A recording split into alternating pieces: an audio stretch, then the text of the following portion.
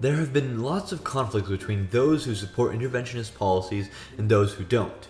The communists, capitalists, socialists, and contortionists. But wait, what exactly are interventionist policies? Infrastructure, investment in human development, industrial policies, and environmental policies are just a few examples of interventionist policies. Interventionist policies are those that, intervene in an otherwise free market by making it easier or harder to consume a certain good.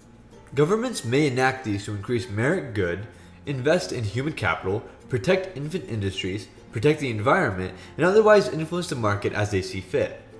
One of the major strengths of interventionist policies is that they provide goods or services that may be underallocated to the public.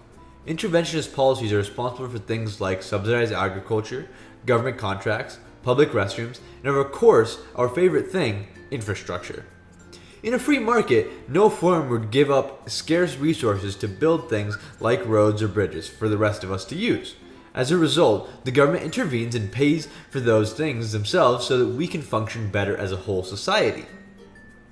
Another major strength of interventionist policies is that they can create things called social safety nets. These metaphorical nets are designed to prevent individuals from slipping into poverty and consist of things like minimum wage laws, social security payments, food stamps, and unemployment benefits. Again, in a free market economy, no firm would logically sacrifice scarce resources to support the poor.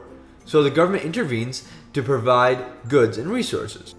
However, government intervention comes with several flaws. Because the government is deciding where to allocate resources, it may do so ineffectively. An example of this can be city planning.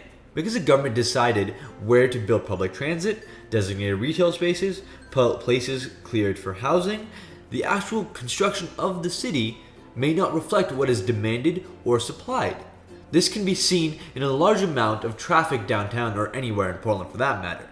The government decided to build a certain number of highways, but the number of highways supplied is less than what is currently demanded, leading to an allocative inefficiency. Another flaw with interventionist policies is corruption.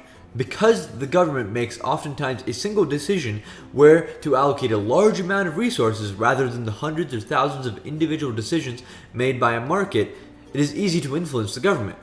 As a result, governments may not allocate resources where they will be used the best, but rather to who will pay them the most money. This can lead to a misallocation of resources that manifests themselves in a form of a 10-lane highway that nobody uses. And this picture is from the same highway that I'm specifically talking about that's in Burma right now. Another example would be legislation that prohibits competitors from entering a market. What we know now about interventionist policies is that they aren't bad, but many times they aren't used well. The effectiveness of such policies hinges on the competence and discretion of the government that chooses to enact them. The best example of this could be the differences between the Soviet Union and the Nordic countries of Europe. Essentially, both had similar interventionist policies, yet one group clearly trumps the other in terms of execution. So in the end, the question isn't whether or not interventionist policies work, but rather if your government implements them well.